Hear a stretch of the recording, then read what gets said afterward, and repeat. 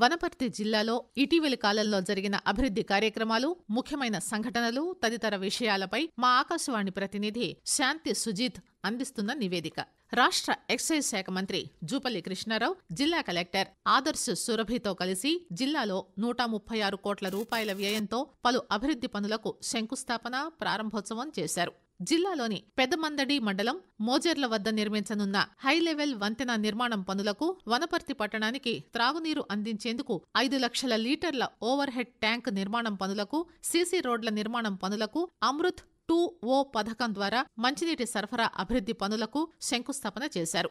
మహిళా ఉద్యోగుల వసతి గృహ భవనం ప్రారంభోత్సవం, మహిళా సమాఖ్య భవనానికి శంకుస్థాపన, గ్రంథాలయ భవన నిర్మాణం, మరుగుదొడ్ల నిర్మాణం పనులకు శంకుస్థాపన చేశారు. ఈ సందర్భంగా మంత్రి జూపల్లి కృష్ణారావు మాట్లాడుతూ ప్రజాపాలన ద్వారా వ్యవసాయం, విద్య, వైద్యం, ఉపాధి రంగాలకు ప్రాధాన్యతనిస్తూ సర్వతోముఖాభివృద్ధికి కృషి చేస్తామన్నారు. గ్రామీణ క్రీడాకారుల నైపుణ్యాలను జాతీయ, అంతర్జాతీయ స్థాయి వరకు విస్తరింపజేయాలన్న ముఖ్య ఉద్దేశంతో సీఎం కప్ క్రీడలను నిర్వహిస్తున్నట్టు రాష్ట్ర స్పోర్ట్స్ అథారిటీ చైర్మన్ శివసేనారెడ్డి అన్నారు. వనపర్తి జిల్లా కేంద్రంలోని బాలకిష్టయ్య క్రీడా మైదానంలో జిల్లా స్థాయి సీఎం కప్ 2024 క్రీడా పోటీలను ప్రారంభించిన అనంతరం మాట్లాడుతూ ఆయన జిల్లాలో ఒక స్పోర్ట్స్ స్కూల్, 3.50 కోట్ల రూపాయల వ్యయంతో నిర్మించనున్న స్విమ్మింగ్ పూల్, ఒక సింథటిక్ ట్రాక్, టర్ఫ్ కోర్టు ఏర్పాటు చేయడానికి నిధులు మంజూరు చేశామన్నారు. విద్యార్థులు విద్యతో పాటు క్రీడలకు కూడా ప్రాధాన్యత ఇవ్వాలన్నారు. ఈ క్రీడల్లో జిల్లాలోని 14 మండలాలు, 4 మున్సిపాలిటీల నుంచి సుమారు 3,500 మంది క్రీడాకారులు 19 రకాల క్రీడల్లో పాల్గొన్నారు. వనపర్తి నియోజకవర్గం పెద్దమందడి మండలంలోని చెరువుల పునరుద్ధరణ పనుల కోసం రాష్ట్ర ప్రభుత్వం 2,43,00,000 రూపాయలు మంజూరు చేస్తూ ఉత్తర్వులు జారీ చేసిందని ఎమ్మెల్యే తూడి మేఘారెడ్డి పేర్కొన్నారు. వనపర్తి నియోజకవర్గంలోని పెద్దమందడి మండల కేంద్రంలోని పెద్ద చెరువుకు 1,12,00,000 రూపాయలు, పెదమందడి మండలం దొడగుంటపల్లి చెరువుకు 76 లక్షల రూపాయలు, వెల్దూరు గ్రామ చెరువుకు 66.50 లక్షల రూపాయల నిధులు మంజూరు చేస్తూ ప్రభుత్వం ఉత్తర్వులు జారీ చేసిందని వెల్లడించారు. చెరువు పునరుద్ధరణ పనులు పూర్తి చేయడం ద్వారా 1,500 నుంచి 2,000 ఎకరాలకు నిరాటంకంగా సాగునీరు అందజేయవచ్చని అన్నారు.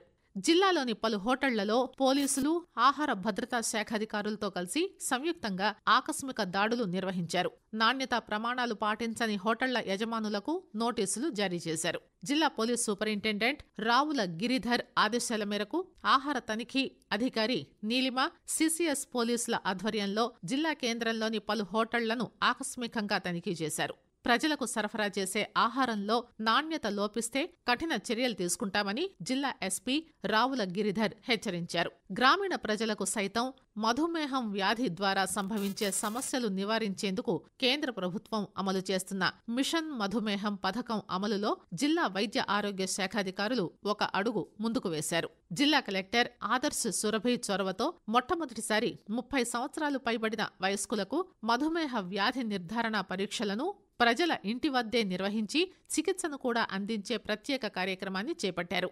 జిల్లాలోని 5 ప్రాథమిక ఆరోగ్య కేంద్రాల్లో నవంబర్ 1వ తేదీ నుంచి ప్రారంభించిన ఈ ప్రత్యేక డ్రైవ్లో 169 మందిని గుర్తించి మధుమేహం వ్యాధి చికిత్స అందిస్తున్నామని జిల్లా అసంక్రమిత వ్యాధుల నివారణ ప్రోగ్రాం అధికారి డాక్టర్ రామచందర్రావు ఆకాశవాణికి తెలిపారు. పోలీసు శాఖపై భయం వీడి సౌభ్రాతృత్వంతో మెలిగేందుకు జనమైత్రి క్రీడోత్సవాలు ఉపకరిస్తాయని జిల్లా కలెక్టర్ ఆదర్శ్ సురభి, జిల్లా పోలీస్ సూపరింటెండెంట్ రావుల గిరిధర్ అన్నారు. జిల్లా కేంద్రంలోని పోలీస్ ప్రధాన కార్యాలయం మైదానంలో జనమైత్రి క్రీడోత్సవాలను కలెక్టర్ ఆదర్శ్ సురభి ప్రారంభించారు. క్రీడల ద్వారా మనిషిలోని మానసిక, శారీరక ఉల్లాసం చేకూరడంతో పాటు ప్రజలతో మైత్రిని పెంపొందించేందుకు దోహదపడతాయన్నారు. జనవరి 6వ తేదీ నుంచి 10వ తేదీ వరకు నిర్వహించిన జనమైత్రి క్రీడోత్సవాల్లో వాలీబాల్, షటిల్, క్రికెట్, రంగవల్లులు, గాలిపటం పోటీలు నిర్వహించారు.